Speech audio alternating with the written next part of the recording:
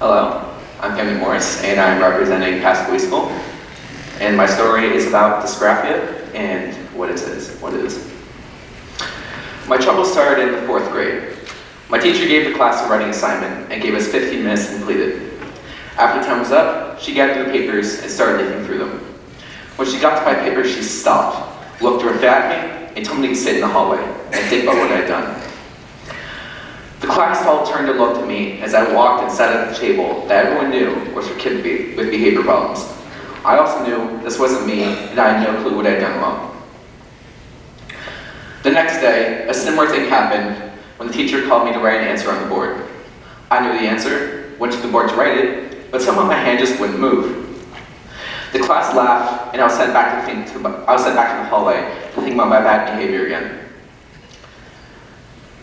My parents read the note in my planner about my behavior issues and questioned me about it. Did you not know what to write? My mother asked. Sure I did, but my hand just wouldn't move to write it.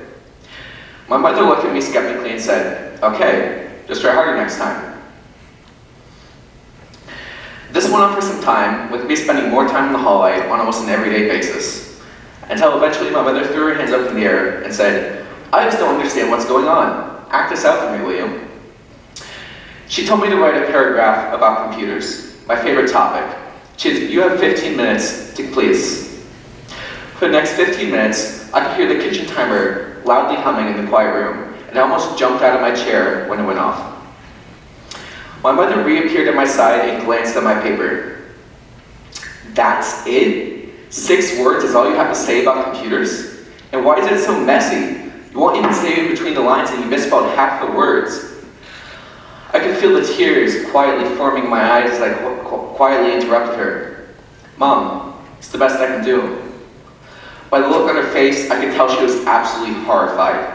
Immediately, she picked up the phone and made a call to my doctor, who agreed to see me the next day.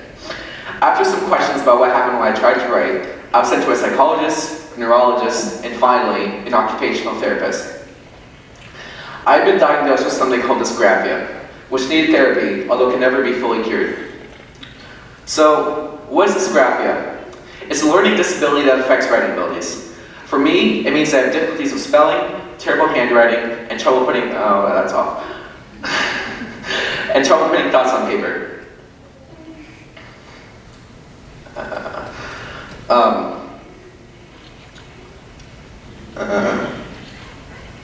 And I completely froze up, that's embarrassing.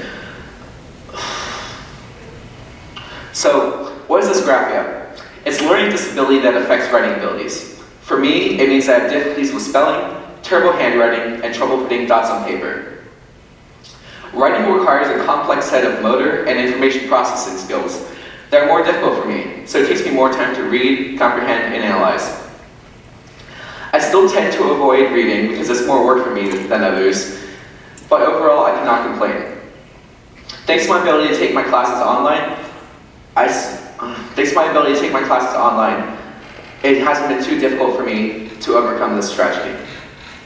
I'm here today to help others who may have dysgraphia and are still being laughed at or sent to the hallway by people who just don't understand. It's estimated that between 4 and 20% of the population have dysgraphia to some extent.